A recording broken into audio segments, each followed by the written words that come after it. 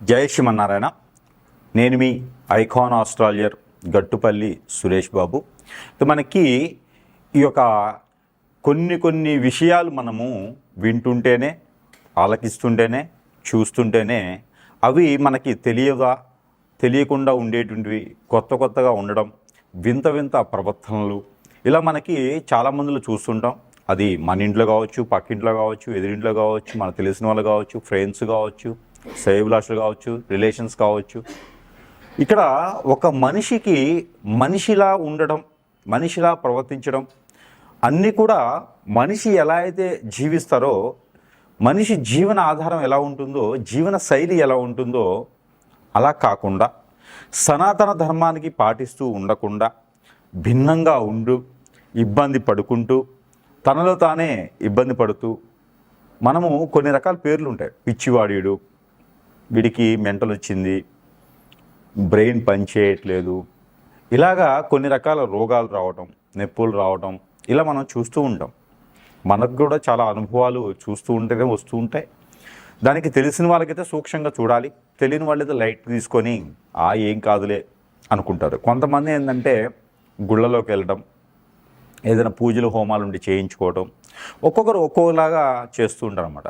దీనికి అంతటికీ కారణం, ఇదంతా ఎందుకు చెప్తున్నాను అంటే కనుక, దీని అంతటికి కారణం ఏంటంటే కనుక, మంచి ఎలా ఉంటుందో చెడు కూడా అలానే ఉంటుంది. ఆ చెడుకు సంబంధించినటువంటి విషయాలలో కొన్ని విషయాలు మనం గమనించినట్లయితే, చేతబడి, హిప్నాటిజం, బ్లాక్ మ్యాజిక్, కాలాజాదు, వశీకరణం, మందు పెట్టడం, ఇలాగా చాలా రకాల పేర్లు ఉంటాయి. యక్షిణి విద్యలు, బాగల్ముఖి, భానుమతి, ఇంకా చెప్పుకుంటూ పోతే స్పిరిట్ అంటారు. కొన్ని స్పిరిట్ ప్రేయర్స్ ఉంటాయి. ఇలాగా చెప్పుకుంటూ పోతూ ఉంటే చాలా రకాలు ఉంటాయి పేర్లు. కాలభైరవుని పూజిత వాళ్ళు అంటారు, ఇలాగా ఇంకా భైరవ పూజలు అంటారు. ఇలా చాలా ఉంటాయి అన్నమాట. అలాగా చెప్పుకుంటూ పోతే బొచ్చుడు ఉంటాయి. అయితే వీటన్నిటికీ కూడా మూలం ఏంటంటే, ఇలా చేయడానికి గల కారణాలు చాలా ఉండొచ్చు. ఒక మనిషి మీద ఒక మనిషికి పడకపోవటం, విరక్తి, విసుగు, కోపం, చిరాకు, చికాకు, ఆందోళన, వ్యసనం, రంది, ఓర్చుకోలేని తత్వం, ఇలాగా చాలా రకాలు ఉంటాయి. ఆస్తి కోసం, ఒక మనిషి ఇష్టం ఉండి వశపరుచుకోవడానికి, ఇలా రకరకాలుగా ఉండేటువంటి విధానాలు, ఆశలు, కోరికలు మనిషిని ఎంత దూరమైనా తీసుకెళ్తాయి. పోనీ ఇలా చేసేవాళ్ళు ఉన్నారా అంటే ఖచ్చితంగా ఉన్నారని చెప్పవచ్చు. ఇలా చేయించబడిన వాళ్ళకి పరిహారం ఉంటుందా అంటే ఖచ్చితంగా ఉంటుందని కూడా చెప్పవచ్చు. అయితే దీనికి ముళ్ళుతోనే తీయాలి అనే ఒక నినాదం అయితే ఉంది కదా, దాని ప్రకారంగా మాత్రమే చేయాలి. అయితే ఇందులో కొన్ని లక్షణాలు కల అటువంటి స్త్రీ పురుషులు కావచ్చు, పిల్లలు కావచ్చు, కొన్ని లక్షణాలు ఉంటే వారికి ఏం జరుగుతుంది, వారికి తీయించుకునే విధానం ఏంటి, అసలు మనం ఎలా గమనించుకోవాలి అని పరిశీలన చేసినట్లయితే కనుక, మనం మొదటగా ద్వాదశ రాశుల్లో నుంచి తీసుకుందాం. ఎందుకు అంటే ఈ ద్వాదశ రాశుల నుంచి తీసుకోవడం వలన వారి రాశి ఏంటి, వారి నక్షత్రాలు ఏంటి, వారి యొక్క గుణగణాలు ఏంటి, వారికి ఉండాల్సినటువంటి విధానం లేకుండా వేరే ధోరణిలో ఉంటే వారికి ఏం జరిగింది అనేది కొంచెం తేలికగా మనం గమనించుకోవచ్చు. అప్పుడు మనము సమీప దూరంలో ఉన్నటువంటి గురువు దగ్గరికి వెళ్ళటమా, లేదా ఏ ఆలయానికి వెళ్ళటమా, చెప్పేటువంటి పరిహారం ఏంటి చేసుకుంటే మరలా కూడా ఆ వ్యక్తి మనిషి జీవితానికి వచ్చి మరి కూడా జీవితం కొనసాగించేటువంటి అవకాశాలు ఉంటాయి. కాబట్టి ఆ విధంగా కొంచెం చైతన్యం ఇచ్చేదానికైతే మనం చూసినట్లయితే కనుక, ముందుగా ముందుగా అనుకున్నట్లుగానే మీనరాశికి వచ్చేసాం. ద్వాదశ రాశుల్లో ఒకటి మీనరాశి. ఈ మీనరాశి వారికి కూడా ప్రయోగాలు త్వరగా ఫలిస్తాయి. ఎట్లా అంటే కొన్ని రకాల విద్యలు ఉంటాయి.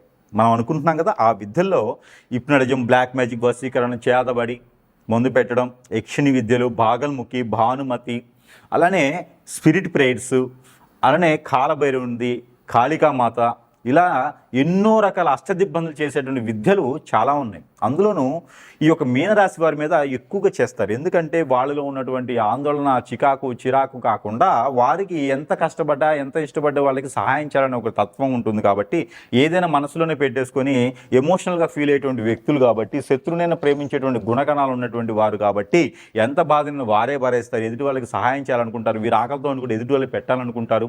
ఎప్పుడు కూడా వారు బాగుంటే బాగుండు, వారు బాగుంటే బాగుండు, నా ఎదురు వాళ్ళు బాగుంటే బాగుండు, పక్కన వారు బాగుంటే బాగుండు, వాళ్ళందరూ బాగుంటే నేను బాగుంటాను, అందరూ బాగుండాలి, అందులో నేను ఉండాలనుకున్న వారిలో ఒకరు మీనరాశి వారు.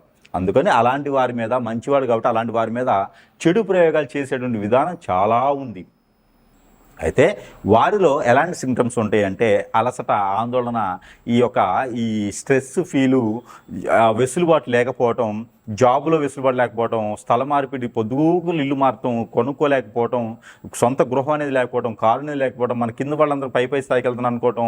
అలానే వీరిలో ఇంకో ఆందోళన ఏంటంటే కనుక బీతింగ్ ప్రాబ్లం రావటం, ఆస్తమా లాంటిది రావటం, హెడేక్ లాంటిది రావడం, కళ్ళు కనపడకపోవడం, అలానే వీరిలో సైనస్ ప్రాబ్లం రావడం, అలానే వీరికి ఇంకా కూడా థైరాయిడ్ ప్రాబ్లం లాంటిది రావడం, ఆ గ్రంథులకు సంబంధించినటువంటి ప్రాబ్లమ్స్ రావడం, ఉపసెటి రావడం, స్టమక్లో స్టిస్ట్ అనేది రావడం, స్టమక్లో ఓవరీస్ ప్రాబ్లం రావడం, బ్లడ్కి రిలేటెడ్ ప్రాబ్లమ్స్ రావడం, మంత్లీ ప్రాబ్లమ్స్ రావడం, ఎక్కువ వైట్ డిశ్చార్జ్ అవ్వడం, బ్రౌన్ డిశ్చార్జ్ అవ్వడం, పిల్లలు పుట్టలేకపోవడం, పిల్లలు పుట్టిన వాళ్ళలో బాలారిష్ట రోగాలు రావడం, ఇవన్నీ కూడా వారిలో పెట్టినటువంటి దానికి ఇవన్నీ కూడా శిక్ష అనుభవించడం అనమాట. ఇవన్నీ వారి జాతక ప్రకారంగా, నక్షత్ర ప్రకారంగా, దశాంతదశ ప్రకారంగా, గోచార ప్రకారంగా, లేకపోతే నవగ్రహాల ప్రకారంగా, నవధాన్య ప్రకారంగా, లేకపోతే కాదు, నవాంశ ప్రకారంగా కూడా అవి కాదు. వీరిలో అన్ని రకాలు బాగుంటాయి. కానీ ఎదుటివారు చేసినటువంటి విద్య వల్ల, చేపించినటువంటి క్రియ వల్ల మాత్రమే ఇది మనం అనుభవిస్తున్నాం. మీనరాశి వారికి ఖచ్చితంగా చెప్తున్నాను, అలాంటి ఎవరైనా చేయించుంటారు మీకు అందుకని మీకు ఈ ఆందోళన, చిరాకు పడుతూ ఉంటారు. కోపం ఎక్కువ వస్తుంది, అరవలేరు, మాట్లాడలేరు, చికాకు పడతారు. ఎదుటి వ్యక్తితో కూర్చొని 10 నిమిషాలు మాట్లాడలేరు. మీరు ఎప్పటికి వెళ్ళిపోవాలి అనిపిస్తూ ఉంటుంది. ఏదో ఒక ఆలోచనలో ఉంటూనే ఉంటారు. మీరు ఎక్కడ కూర్చున్న వాళ్ళు అక్కడే ఉండిపోతూ ఉంటారు. ఎదగలేని జీవితాలు ఉంటాయి. ఎప్పుడు బదిలీ అవుతూనే ఉంటారు. అలాంటి ఏమైనా ఉంటే మీకు జాతక ప్రకారంగా కాదండి, అది మీకు ఖచ్చితంగా ఏదో జరుగుతుందని. అది మీకు దగ్గరలో ఎవరైనా గురువు ఉంటే ఒక్కసారి సందర్శించండి. అక్కడ వారి సలహాలు తీసుకుంటే మీకు ఏదైనా మంచి జరిగేదానికి ఆలోచన ఉంటుంది. ఈ సిమ్టమ్స్ మీలో ఉంటే కనుక మీకు ఏదో నెగిటివ్ జరుగుతుంది అని అర్థం. కొంతమేర ఉపశమనం రావడానికైతే లక్ష్మీ అమ్మవారికి కానీ, లలిత సహస్రనామం కానీ చేసుకోండి. సుబ్రహ్మణ్య స్వామి వారికి అభిషేకం చేసుకోండి గురువారం రోజున. కొంతమేర ఇంకా ఉపశమనం రావాలంటే వెంకటేశ్వర స్వామి వారికి కళ్యాణం, వెంకటేశ్వర స్వామి వారికి వ్రతం శనివారం రోజున, శ్రీ సత్యనారాయణ స్వామి వారి వ్రతం ఉదయం సమయంలో ఏ రోజైనా చేయించుకుంటే మీకు కొంతమేర ఉపశమనం అనేది లభిస్తుంది. ఏ ఆలయానికి వెళ్ళినా 5 కొబ్బరికాయలు, మినిమం 5 నారికేళములు సమర్పించండి. కుంకుమార్చన చేయించుకోండి. పంచామృత అభిషేకం సుబ్రహ్మణ్య స్వామికి కానీ, శివాలయంలో కానీ చేయించండి.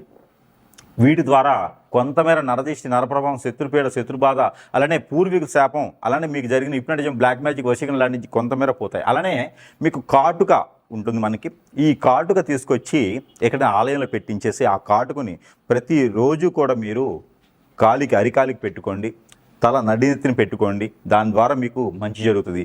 బాదమాయలు తెచ్చుకోండి. ప్రతిరోజు కూడా బాదమాయలు శానిటైజర్ లాగా 2 డ్రాప్స్ తీసుకొని అరిచేతులు రుద్దుకోండి. దాని ద్వారా మీకు చెడు అనేది మీ దగ్గరికి రాకుండా ఉంటుంది. మస్టర్డ్ ఆయిల్, ఆవాల నూనె కూడా అలానే మీరు స్నానం చేసిన వెంటనే ఆవాల నూనె 1 టీ స్పూన్ చేతిలో వేసుకొని ఇలా తీసుకుని తల మీద 1 డ్రాపు, షోల్డర్స్కి, అరిచేతులు, నాభి, అరికాళ్ళకి కూడా ఒక్కొక్క డ్రాప్ చొప్పున రాసుకుంటే మీలో ఉన్నటువంటి ఆ ఆందోళన, చిరాకు, హిప్నటిజం, బ్లాక్ మ్యాజిక్, వశీకరణం ఇలాంటివి ఏమైనా జరిగి ఉన్నా, అలాంటి సిమ్టమ్స్ మీలో ఉన్నా కూడా చిన్నగా తగ్గుముఖం పట్టేదానికి ఆస్కారం ఉంటుంది. అలానే సునాముని అంటారు, అంటే సునాము కాకు అంటారు.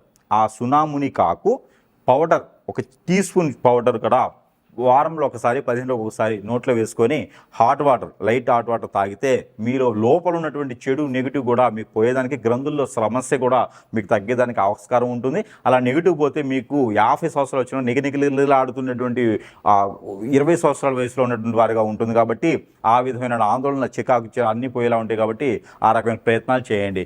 మీకు ఇంకా ఎక్కువగా అనిపిస్తుంది అంటే కనుక ఇక్కడ మీ సమీప దూరంలో గురువుని సందర్శించడం, వారిచ్చేటువంటి పరిహారాలు పాటించడం, అలానే నాలాంటి వారికి కూడా ఎవరికైనా ఉంటే ఫోన్ చేసి మీకున్న సమస్య చెప్తే పరిష్కార మార్గాలు దొరుకుతాయి. ఇలాంటి చేసుకొని ఈ రాశి వారు కూడా అదృష్టమైన దానికి అవకాశం ఉంది. కాబట్టి ప్రయత్నపూర్వకంగా చేయండి. ఇలాంటి సిమ్టమ్స్ ఉన్నాయంటే ఖచ్చితంగా మీకు ఏదో నెగిటివ్ అవుతుంది. కాబట్టి ఆ నెగిటివ్ మీకు రాకుండా చూసుకునే ప్రయత్నం చేసుకోండి. జై శ్రీమన్నారాయణ.